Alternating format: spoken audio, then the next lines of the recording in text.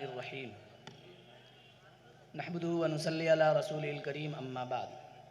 मोहतरम अज़ीज़ दोस्तों, मेरी माओं और बहनों, जलसे का बाज़ाब्ता प्रोग्राम चालू हो चुका है, शुरू हो चुका है और आपके सामने अभी जनाब आज़ाद ख़ान साहब अपनी बातें रख रहे थे।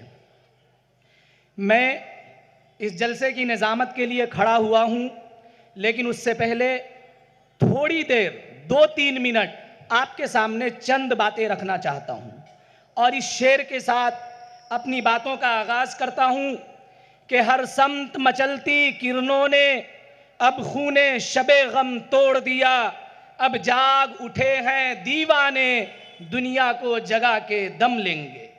ये बात आया है दुनिया पर, हम फूल भी हैं तलवार भी हैं। ये बात आया है दुनिया पर, हम फूल भी हैं तलवार भी हैं। या बज़ में जहां महकाएंगे या खून में नहा के दम लेंगे।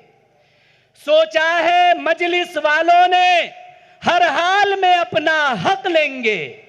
सोचा है मजलिस वालों ने हर हाल में अपना हक लेंगे।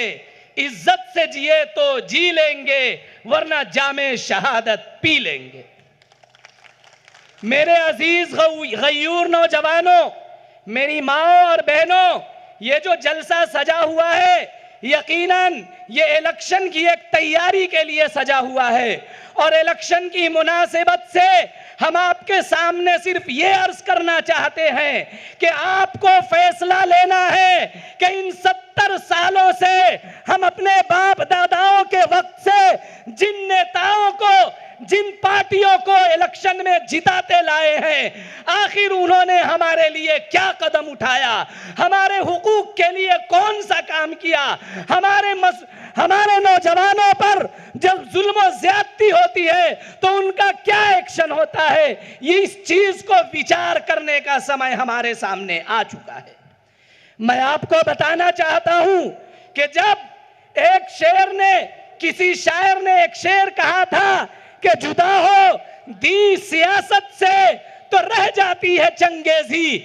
जब मुसलमान अपनी सियासी क़यादत से दूर हुआ तो राहुल गांधी जैसा मक्कार और झूठा नेता पैदा हुआ।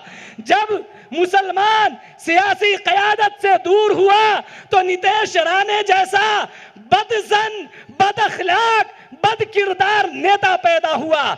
जब मुसलमान सियासत से दूर हुआ तो कांग्रेस, एनसीपी और शिवसेना जैसी बदजन, बदअखलाक, बदकिरदार पार्टियां पैदा हुई।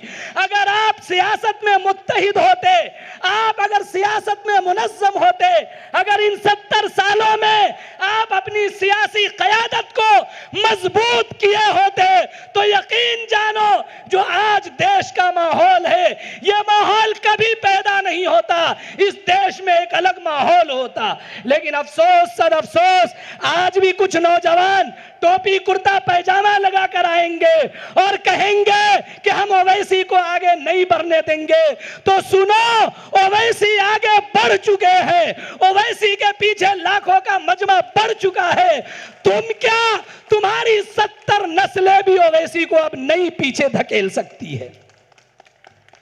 मेरे नौजवानों, मैं आपसे सवाल करना चाहता हूं कि आपने हर बार किसी न किसी नेता को चुना है, हर बार किसी न किसी पार्टी के लीडर को चुना है, हर बार किसी न किसी पार्टी के लीडर को वोट दिया है।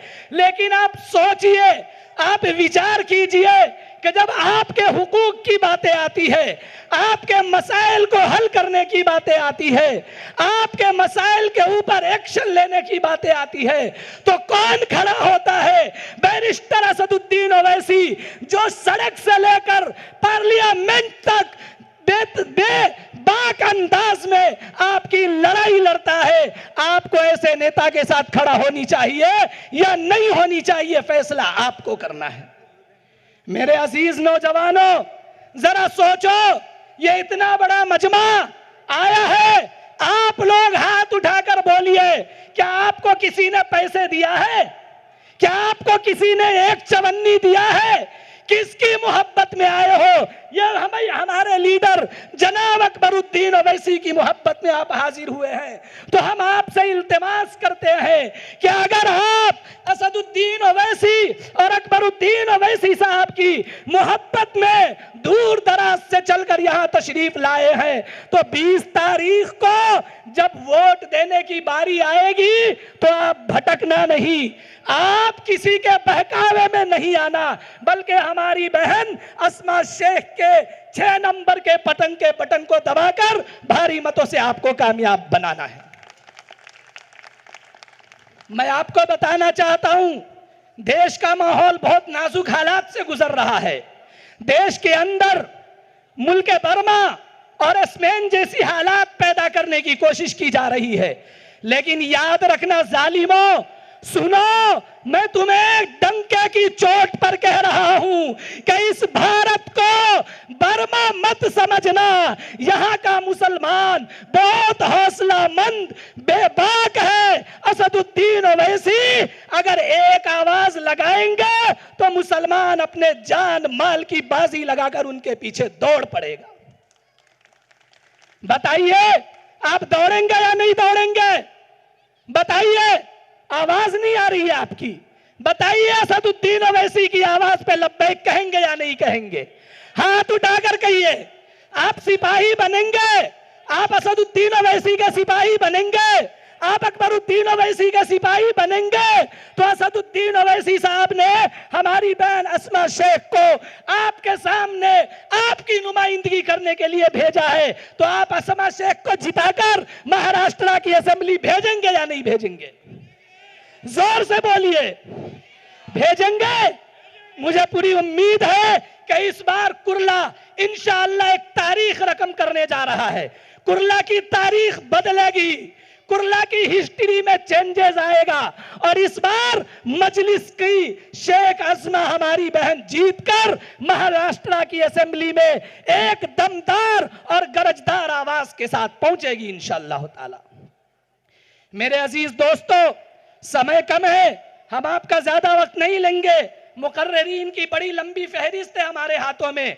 मैं आपसे बस ये अपील करना चाहता हूं कि आप यहां से जाइए, अपने घरों में, अपने मोहल्ले में, अपनी गलियों में, अपने दोस्तों के बीच में, अपने रिश्तेदारों के बीच में, और सिर्फ एक पैगाम दीजिए कि सुनो मेरी बहनों, सुनो मेरी भाइयों, सुनो मेरे दोस्तों, तुमने 70 सालों से अगर अपनी सियासी क़यादत को मजबूत किया होता तो आज असदुद्दीन ओवैसी को तुम्हारे बीच में आने की जरूरत नहीं होती।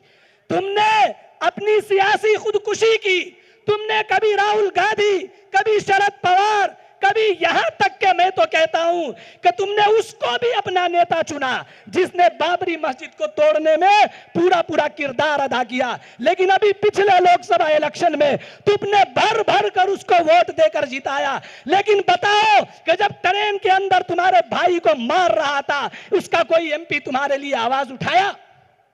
उसका कोई लीडर तुम्हारे हक के लिए लड़ा? क्या किसी एमपी की तुमने पार्लियामेंट में आवाज सुनी जो तुम्हारे हुकूक के लिए गरज रहा हो कि हाँ मेरे मुसलमान भाइयों को ट्रेनों में मत मारो? तो बस फैसला आपको करना है, इस बार भटकना नहीं है। बोलिए जोर से, इस बार